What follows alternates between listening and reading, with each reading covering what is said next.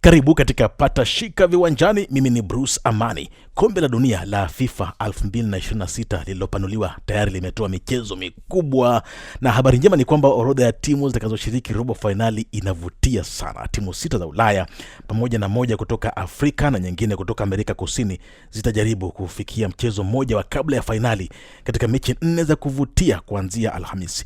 Katika kipindi hiki naungana na Sekione Kitojo. Huyu ni mchambuzi wa kandanda akiwa Bonn, Ujerumani. Seki, asante kwa kujiunga nami kwenye kipindi. Safi kabisa, kwema kabisa.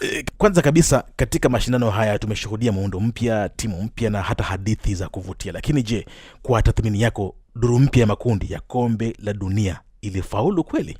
Huu mfumo mpya wa timu 48 na makundi mengi mpaka unayasahau, kwa njia moja umeleta hali ya ushiriki mkubwa sana kwa nchi nyingi, na umeleta picha kwamba inawezekana kwamba zile nchi ambazo zinaonekana pengine wanyonge zikaonyesha soka ya hali ya juu sana katika mfumo huu. Nadhani waliofaidika zaidi au waliopata mafanikio makubwa zaidi, mimi kama nilivyoangalia, ni Afrika. Afrika ilikuwa na timu 10 na zimeonyesha mchezo wa hali ya juu sana.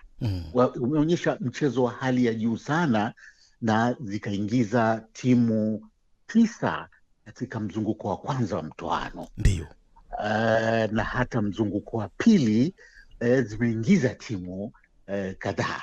Kwa hiyo unakuta kwamba kuna hali inaonyesha kwamba soka la Afrika lilikuwa linadharaulika huko nyuma, kwamba hawana utaratibu maalum au wanacheza tu soka kama la mitaani tu. Lakini moja kwa moja imeonekana kwamba wana uwezo wa kupambana. Bila shaka, na ukitaja hapa Afrika nakumbuka Cape Verde na Gianni Infantino, rais wa FIFA, huenda wakati anayaona haya atakuwa akisema kwamba niliwaambieni mambo yatachemka hapa, mambo yatakuwa mazuri. Lakini umezitaja hizi timu za Afrika hizi 9, namna ambavyo zimeondolewa katika hatua ya mtoano, mzunguko wa kwanza, wakati mwingine pia iliibua swali, nini zinakosea wapi? Kwa sababu yani wanakupa matumaini, lakini mwisho wa siku wanasambaratika. Mimi sijasikitika. Watu wengi watashangaa ninaposema sijasikitika kabisa timu za Afrika kutolewa katika mtindo ule dakika za mwisho. Ni kwamba zimeonyesha mchezo wa hali ya juu sana, lakini hatujafika katika kiwango cha 100%. Bado haijafika. Na tuko kwenye 70%, na hizo 70% tumezionyesha uwanjani. Ndio.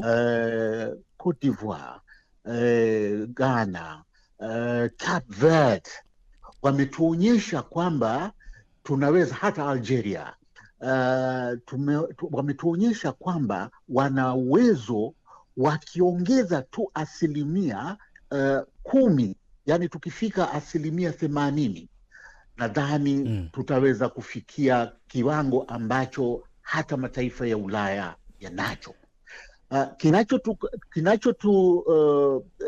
Tuangusha kwa mfano ni ile nguvu tuliotumia kubwa sana, na inapofika dakika za mwisho nguvu ile inapungua. Sasa hatujui kwamba je, tushikilie bomba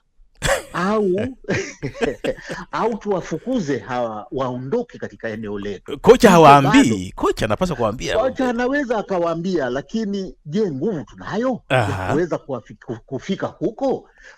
Ndio mimi nimekubali kwamba uwezo tunao wa dakika ya kwanza mpaka 70.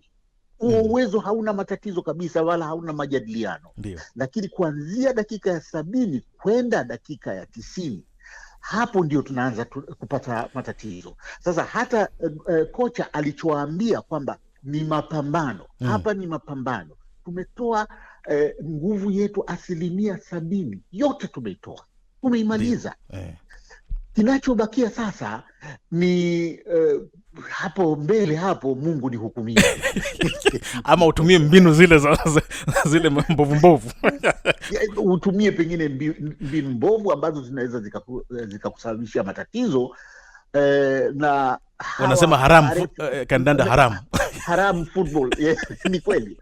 Na ukitumia haramu football unaweza ukajipatia matatizo. Ni kweli, unaweza ukapigwa red card, alafu foul zikawa nyingi kiasi kwamba wanasogea hawa karibu, na zikipigwa mipira mingi iliyokufa katika eneo la mita 40 kutoka golini kwetu, mara nyingi tunapata matatizo hayo. Alafu concentration kichwani inapungua vile inashuka. Kwa hiyo hatujafikia katika 100%, tuko 70 mpaka 80. Safi.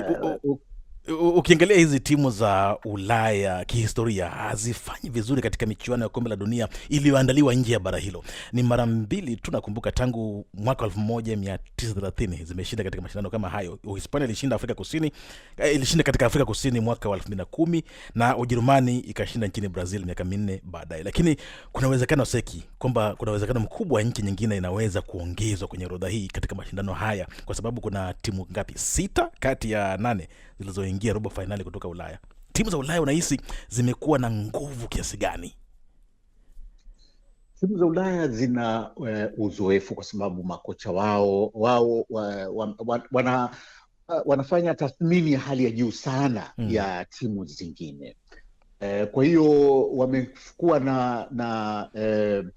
na mwendelezo mzuri katika mashindano haya ya kombe la dunia, popote pale linapochezwa, japokuwa kuna wakati kama timu ya Ujerumani kwa mfano inahitaji muda mrefu kujengwa mpaka inapofikia katika kilele cha kuchukua ubingwa, alafu baada ya hapo wachezaji wote wameshafikia umri wa miaka 29, 30 na 31, inaanguka tena inarudi tena kama timu ya kawaida. Kwa mfano Ujerumani sasa hivi ni timu ya kawaida, inaonekana ya kawaida, lakini baada ya miaka 5, 6 au 10 utaiona Ujerumani inanyanyuka tena, inakuwa timu kubwa sana.